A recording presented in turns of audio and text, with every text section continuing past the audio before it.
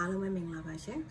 ဒီအပိုင်းကနေရာဒီလည်းရောက်လာပြီးခွေးယူပြန်နေလည်းဖြစ်များလာပြီဆိုတော့ခွေးကြိုက်တဲ့အနှုံထားလည်းနည်းနည်းလေးအရင်ထက်ပိုများလာတယ်ပေါ့နော်များလာတော့ခွေးတော်တော်များများကတော့စဉ်းစားကြတာပေါ့နော်ခွေးပြန်ကောက်ခွဲစီထိုးရမှာလားမထိုးရဘူးလားဆရာမမထိုးဘဲနဲ့ရောနေလို့ရလားထိုးမှဖြစ်မှာလားပြီးတော့ခွေးပြန်ကောက်ခွဲစီလား immunoglobulin ရောထိုးရမှာလားပေါ့နော်စသဖြင့်လာပေါင်းများစွာပေါ့နော်မိကွန်းအများကြီးထွက်လာတယ်အဲ့ဒီခါကျတော့ပုံမှန်စိတ်ကနေမှလည်းဆရာဝန်ကလည်းရှင်းပြပါလိမ့်မယ်ဒါပေမဲ့ကိုတိုင်းကလည်းဘ ഹു တုဒအနေနဲ့တော့တိကျလေးသိထားဖို့လိုပါတယ်နံပါတ်1ကတော့ category 3မျိုးပေါ့နော်အမျိုးအစား1 2 3ပေါ့နော်အဲ့ဒါခွေးကကြိုက်တာဘယ်လောက်ထိနှက်လဲပေါ့နော်အဲ့အနာအမျိုးအစားပေါ်မှာမူတည်ပြီးတော့ခွဲသွားတာပြီးတော့ဘယ်နေရာကိုကြိုက်လဲပေါ့နော်အဲ့လိုမူတည်ပြီးခွဲသွားတာနံပါတ်2ကကျတော့ခွေးပေါ့နော်ခွေးပြန်လက္ခဏာတွေရှိနေလားမရှိနေလားပေါ့နော်အဲ့ဒါလည်းကြည့်ဖို့လိုပါတယ်အဲ့တော့ဘယ်မျိုးစားပဲကြိုက်ဘလို့ပဲကြိုက်ခွေးပင်ယောဂရှိတာဖြစ်စေမရှိတာဖြစ်စေပေါ့နော်အရေးကြီးဆုံးလုပ်ရမှာကခွေးကြိုက်ပြီးချင်းမှာရေနဲ့တည်တည်ချာချာဆေးရမယ်ရေနဲ့စပြားနဲ့ပြီးလို့ရှိရင်အရက်ပြန်သုံးဟုတ်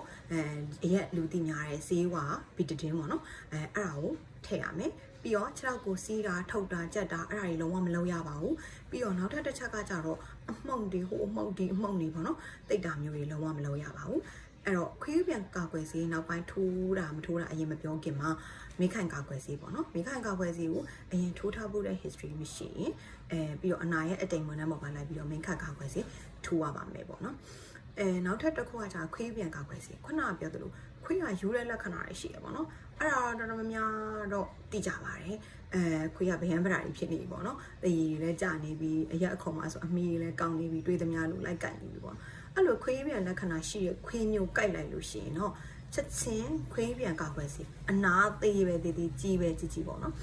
ချက်ချင်းနံပါတ်1ခွေးပြန်ကာကွယ်စီထိုးရမယ်နံပါတ်2က immunoglobulin လို့ခေါ်ရဲပေါ့နော်သူကတော့ကာကွယ်ဆေးလိုမျိုးအချိန်စောင့်စရာမလိုဘူးချက်ချင်းအာနိသင်ရတဲ့ဆေးမျိုးပေါ့နော်အနာပတ်လဲကိုထိုးတာပါအဲ့ဒါမျိုးချက်ချင်းထိုးရမယ်ပေါ့နော်နောက်တစ်ခုကကြတော့ခွေးကတော့မယူပါဘူးပေါ့နော်ဒါပေမဲ့အနာအမျိုးအစားပေါ်မူတည်ပြီးတော့ဆရာမခဏပြောသလိုအမျိုးအစား3မျိုးခွဲတယ်ပေါ့နော်နံပါတ်1ကကြတော့ခွေးကရက်ယုံမဲ့ရက်လိုက်တာပေါ့နော်ဟက်လိုက်တယ်လို့ထင်ပေမဲ့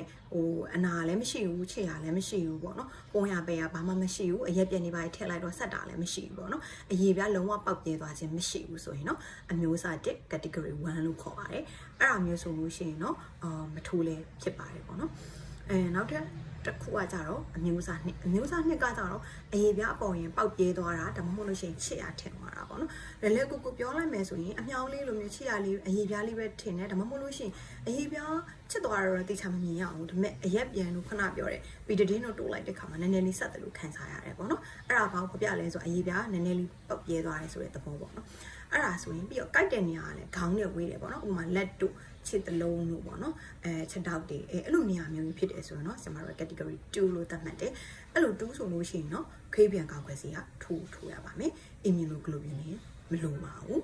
နောက်တစ်ခုကကြတော့အမျိုးအစား3ပေါ့နော်အမျိုးအစား3ကကြတော့သူကကြိုက်လိုက်တယ်ပေါက်ပြေးသွားတာအရေးပြားတွေမကောက်ဘူးပေါ့နော်ဥပမာပေါင်နေမှာဆိုအစီတွေမြင်နေရတာဒါမှမဟုတ်ကြက်သားတွေထင်မြင်နေရတာပေါ့နော်အနာဒဏ်ရနက်တယ်လို့ဆိုလို့ချင်တာပါဒါမှမဟုတ်ကြိုက်တဲ့နေရာဦးကောင်းနဲ့နီးတယ်ဆိုလို့ရှိရင်တော့ဆရာမတို့က immunoglobulin ကိုအနာပတ်လဲအရင်ထိုးရပါမယ်ပြီးလို့ရှိရင်ကာကွယ်ဆေးထိုးရပါမယ်